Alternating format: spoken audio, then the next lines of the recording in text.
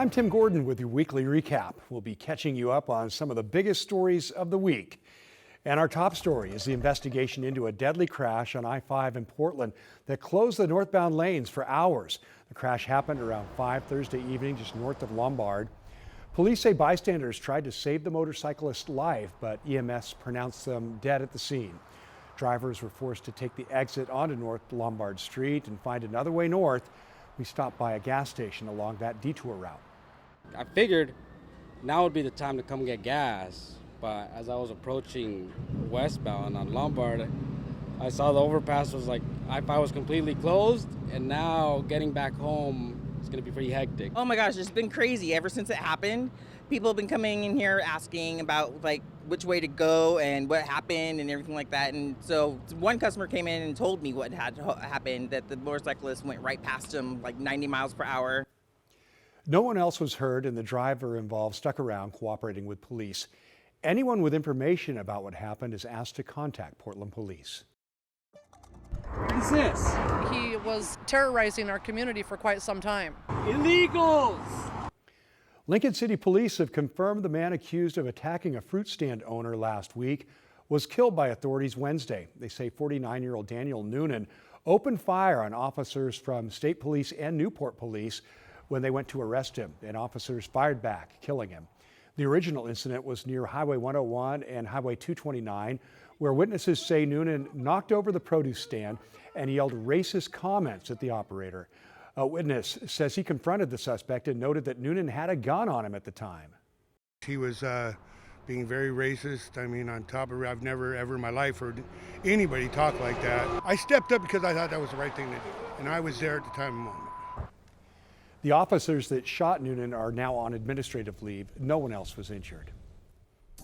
This week, we learned more about the Gresham engineer, who was one of 8 people who died when a B-52 crashed at Edwards Air Force Base in California, just moments after takeoff.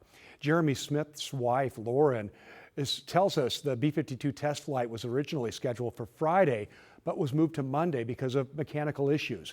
She says Jeremy had just returned to work from paternity leave a week before he was killed. I hope that he knows how much that we loved him. I hope that he looks down from wherever he is and that he's proud of me and proud of our family. And I hope he gets to watch his kids grow up wherever he is. Now, Jeremy leaves behind his wife, a 2-year-old, and a 4-month-old as well. Lauren wants people to remember her husband for his dedication to his family, his country, and his love of flying. Well, this week we also got new video showing the moments back in April when a car packed with young men inside sped through the streets of downtown Portland before crashing into the Willamette River, killing 3 people and leaving only 1 survivor. That video is helping answer questions about how exactly it all happened. Investigative reporter Kalaboshi has the update. Newly obtained video shows a car speeding through downtown Portland. Investigators calculated it was going 68 miles an hour before skidding across Waterfront Park, then plunging into the Willamette River. 3 young men died in the crash, including the driver. The lone survivor, a passenger, was the only one wearing a seatbelt. Reports that a vehicle went into the river. 3 people have yet to surface. To better understand what happened during the early morning hours of April 6th, KGW reviewed police reports, emergency dispatch audio, and security camera footage. It was 2:09 a.m. when a Portland police officer spotted the 1996 Toyota Corolla driving the wrong way down a one-way street. According to the surviving passenger, the driver yelled, "Oh, that's an effing cop," then accelerated, speeding through the empty streets of downtown Portland. Investigators estimate the car was going 3 times the posted speed limit when it raced down Southwest Harvey Milk Street. The car left the roadway at Waterfront Park before crashing into the Willamette River. Investigators believe the driver slammed on the brakes. The car skidded roughly 200 feet across asphalt and a long stretch of grass in Waterfront Park before breaking through a seawall railing and into the river. The sole survivor, 17-year-old passenger David Buckner Jr., unbuckled his seatbelt and swam to the surface, according to police. 20-year-old Jacob Espram and 17-year-old Trent Badillo died, along with the driver, Roberto Garcia Chavez. Following the crash, his sister described the 19-year-old driver as a person who loved games, good food, and just being silly with his friends and family. It's a tragic story. We cannot change what happened. It is what it is now, and we just have to learn to live in grace and move forward and just make sure that we don't repeat this. Investigators determined the entire fatal sequence, from the moment the driver spotted police to crashing into the river, lasted less than a minute. It was a brief lapse in judgment that claimed 3 young lives and impacted their family and friends forever. Crews had to use a special crane tow truck to pull the car from the Willamette River. The airbags had deployed and the roof was caved in. No charges were filed in this case since the driver is deceased. Calaboshi there. Now to a disturbing story out of Marion County, where a man is facing animal neglect charges. Deputies say he left his dog inside a truck during this week's hot temperatures, and that dog died. Investigators say the dog was left in the vehicle for hours last Sunday outside the Monitor Inn. The temperature in Woodburn reached 92 degrees that day. According to the sheriff's office, the bar's manager says employees later reviewed surveillance video showing a man remove the dog from the truck and dump its body behind the building. The manager contacted authorities who released surveillance images to help identify the suspect. Investigators say 32-year-old Daniel West turned himself in on Tuesday. He was in air conditioning, having fun, drinking and gambling while his dog suffered. We love animals. We don't leave dogs in hot cars. It's like leaving kids. We don't leave kids in hot cars. West is now charged with 1 count of first-degree animal neglect. The sheriff's office says a woman who was with him is not currently facing charges, but the Marion County DA's office is still reviewing the case. Meanwhile, dramatic new body camera video from the Clark County Sheriff's Office shows a deputy taking action to save a toddler authorities say was left in a hot car. The toddler is okay, and now both parents are facing charges. This was last month when temperatures reached 92 degrees. Deputies say the child was left in the car with the windows barely cracked. Witnesses called 911, and when a deputy arrived, he broke that window. Let's do code 3. This kid's like not responding. He's super sweaty.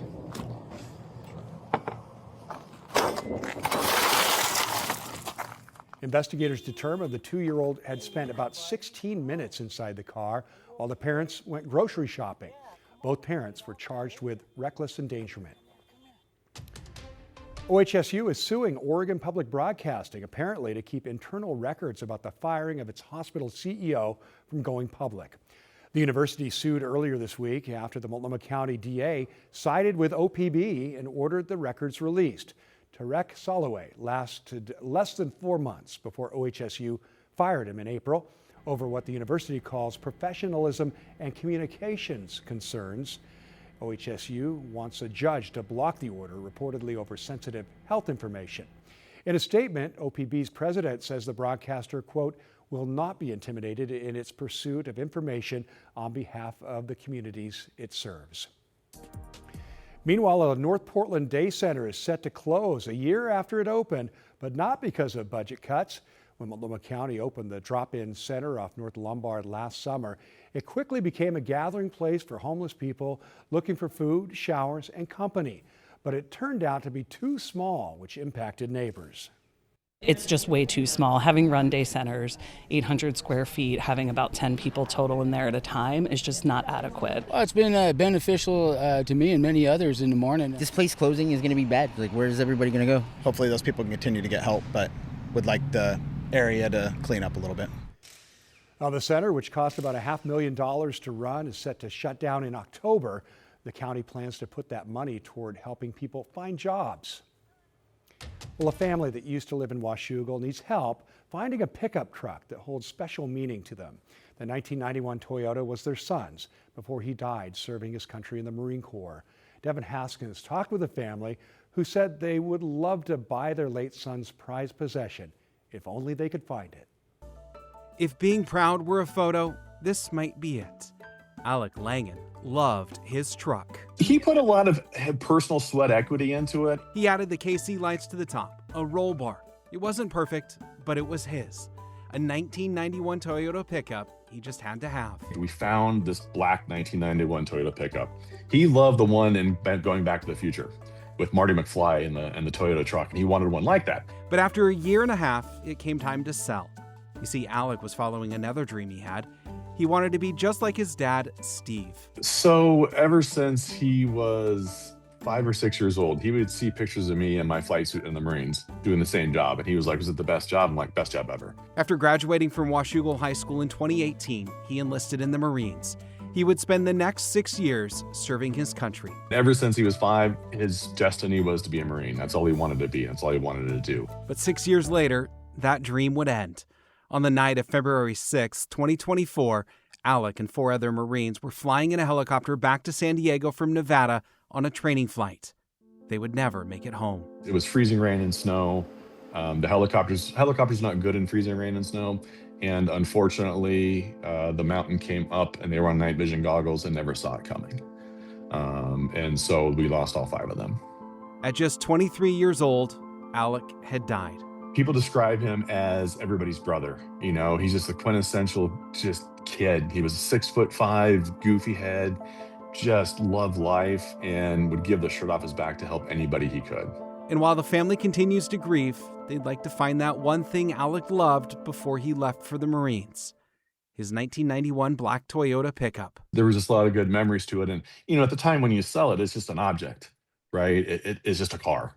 But now it holds a special place in our heart. And, you know, we'd love to just talk to the owners, and even if it's just to see it, you know what I mean? Just that kind of a thing. There's only one problem. They don't know where it is. Anything that we try to look for, we can't find the registered owners.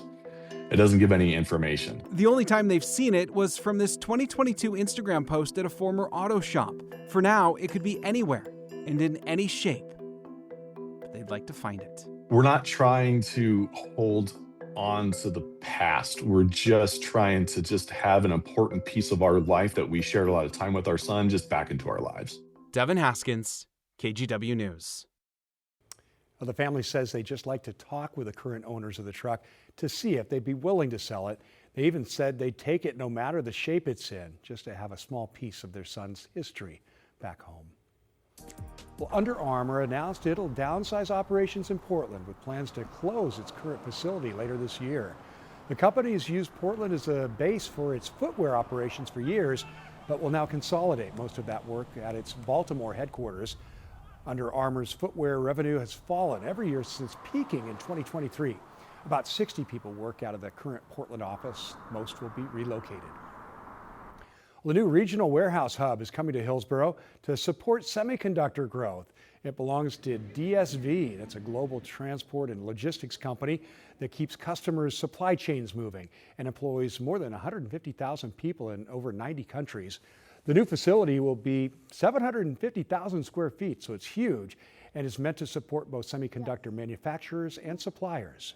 This site, when it's developed, will generate local property taxes that help to go towards public safety, library services, other local public services. The jobs that will be created on this site as well, and the jobs that this site will support, also continue to generate revenues to our state government as well in the form of income tax. It's set to be up and running by the end of next year. Well, a local environmental agency in Cannon Beach are resolving a lawsuit that accuses the city of violating the Clean Water Act. The agreement, coming after the Northwest Environmental Defense Center alleged the city was discharging bacteria and untreated human waste to local beaches and the ocean. The NEDC says water quality samples over the years showed elevated levels of E. coli, and that bacteria was of human origin, pointing toward the city's sewage system. The agreement that settles the 2025 lawsuit asks the city to launch an investigation into how this is happening, eliminate the problem within 2 years, put up signs in affected areas, and donate $100,000 to the North Coast Watershed Association. A new clinic is now open in Southeast Portland, aimed at helping thousands of people with food assistance and postpartum care. The WIC Aviva Clinic is now on Southeast 187th, not far from East Burnside and Stark. WIC is a federally funded program providing food, education, and other support to low-income families across the country. Because young families need that support, especially pregnant and breastfeeding moms. They need the support with nutrition education for themselves and their children. This is a safety net so that they can ensure that they have the food that they need for their families. The WIC Aviva Clinic is double the size of the previous Gateway Clinic, which had become just too small to meet the growing need. Multnomah County's WIC program served more than 19,000 people last year. 40% live within 3 miles of this new location. Well, if you're headed to the coast for 4th of July, a warning about illegal fireworks. The city of Seaside will be issuing up to $4,000 fines to people shooting off illegal fireworks. Our Libby Darcel spoke with officials in Seaside who say this has been a growing issue in their city. The city manager says the new fines start at $1,000 for first-time offenders, but they can go as high as $4,000 for repeat offenders and those who show disregard for people around them, something he says is happening more and more. People are firing off all kinds of things, Looks like, cannons. The city of Seaside cracking down on illegal fireworks this 4th with the higher fines up to $4,000 for repeat offenders, showing, quote, egregious behavior, according to the city manager. Shooting fireworks in an unsafe manner close to crowds, into crowds, close to the beach grass. Spencer Kyle says the change was necessary, not only for safety, but for the benefit of locals. People are getting fed up with the fireworks going on weeks before, weeks after, well into the night. Chantrell Lee says locals look forward to the 4th every year. I've been here since I was probably like 4, and it's always been a big thing where my family comes. The crowds are growing every year, and many people don't understand the risk of unregulated fireworks. Mortars and stuff that are supposed to go up and explode, we've seen them detonate, over the crowds. I have personally seen and gone to a call where somebody had one detonate in their hand, and we had to life flight that person to Portland to get, reconstructive surgery. The city hopes these higher fines will convince visitors to leave their illegal fireworks at home and instead focus on the city's sanctioned fireworks show that fires off over the beach at dusk. It'll still be busy, it'll still be hectic with thousands of people on our beach, but we want them to be able to come enjoy in a safe and friendly environment. He says if this illegal chaos continues, the tide may turn where local residents decide that fireworks should be banned altogether, just like down the road in Cannon Beach. In Seaside, Libby Dowsett, KGW News.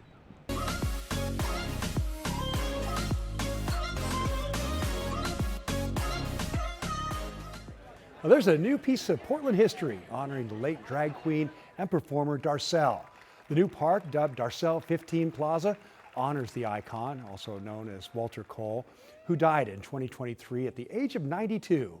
Darcel was also a longtime advocate for LGBTQ+ people in the Rose City and really around the world. Creating a space where we can continue to live, honor the legacy of Darcel, the life he lived, all the hard work he did of advocacy for on behalf of our community. It just means so much that we can have this living tribute that we can come visit anytime we like. And while the plaza is now officially open, the party is just getting started with a spectacular grand opening on June 25th and also a mass wedding in July. A lot going to go on down there. Now here's your weather with Rod. I'm meteorologist Rod Hill. The weekend looks pretty good overall. It's important to note, I always remind you, that wherever and whenever you look at a weather forecast to know when that's being put down. So I'm putting this forecast down on Friday morning going into the weekend. Now, pretty high confidence this time around on things not changing from what we will be discussing here in the next couple of minutes. This was Friday's red flag warning in red for high fire danger due to lightning strikes down in southern Oregon. The fear is there's going to be more lightning than rain. It does look like going into the weekend, that was this Friday. This is Saturday. Tomorrow is the title, but this is Saturday, showing the convection of lightning strikes pretty much moving off into Idaho. But if you're going down in southern Oregon, especially down in southeastern Oregon, that's the only area that we're really watching for any potential stormy weather. Futurecast, let's play this. So this is Friday evening, showing a lone storm outside of Bend. And then here's the weekend. This is Saturday morning, showing some rain getting ready to exit over in southeastern Oregon. Then during the day, you really got to be down in the southeastern corner to find any action. And keep in mind, the fire warnings are up for lightning, not rain, and this is only picking up the rain, so it could be more lightning than what that's indicating. I do want to show you the big headliner for the weekend, and I really think the headline for the weekend is Saturday morning. Take a look at this push of low marine cloudiness coming in. This could be the biggest surge of marine clouds on a cool Pacific flow that we've seen in a while. So if we wake up and it looks like this, solid cloud cover up and down I-5, it could be close to noon or even shortly after before we clear out, and that would definitely hold our temperatures down into the 70s to get the weekend off to a pretty good start. So a couple of things I want to point out here on the 7-day. After being near 90 on Friday, 77 Saturday with the morning clouds, it's a sunny Father's Day, which is also the first day of summer. Again, the summer solstice is in that 1 a.m. hour Sunday early morning. So when you wake up Sunday, it will be summer. Even with full sun, only about 84. I say only. It's going to be a fairly comfortable day. And then concern here that we have a couple of super hot days on Monday and Tuesday. 95, 96. Some of the modeling has been hinting at even closer to 100 on Tuesday. So we're going to be tracking that over the weekend. It does appear Wednesday would be our cool-off day, and we could be back into some early clouds with temperatures only in the 70s on Thursday. But if this 7-day is true and we actually squeeze up to 90 on this Friday going into the weekend, it would be 6 90-plus degree days for the month of June. History says when we have that many in June, then we're almost a sure bet to be 20-plus, maybe 25-plus days for the summer. So the summer outlook calling for hot weather seems to be right on track. Hope your weekend is a good one. For now, I'm meteorologist Rod Hill. And that is a wrap on your weekly recap. I'm Tim Gordon. Don't forget, you can catch up on the latest headlines anytime on KGW.com, your KGW app, or our YouTube channel. Thanks for watching.